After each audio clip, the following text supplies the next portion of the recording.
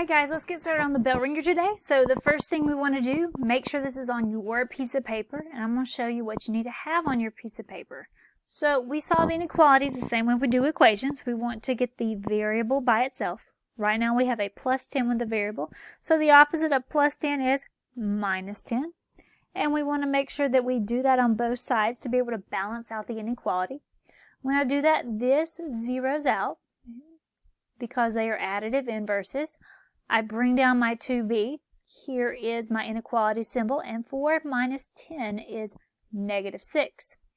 Next thing I want to do to get the variable by itself, this is 2 times b, so the opposite or inverse of that would be to divide by 2. When I do that, I get b is less than a negative 3. So I want to come right here, and I am going to draw a little number line, and you're going to do this on your paper. Here's negative 3. Before that comes negative 2. After that's a negative 4.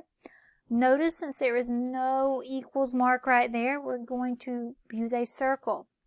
Next, we want to shade in all of the numbers that are less than negative 3. So notice negative 4 is less than negative 3 right there. And that's what you're going to have on your paper.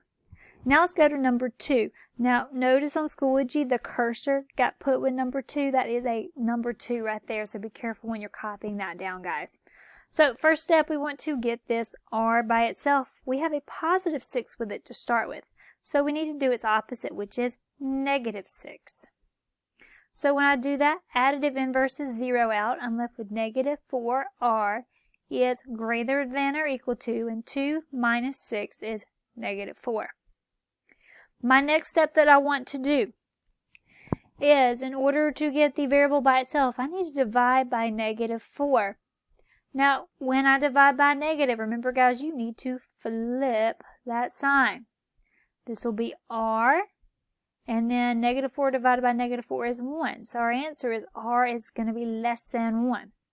So if I'm creating a number line here, here's 1, here's 0, here's 2.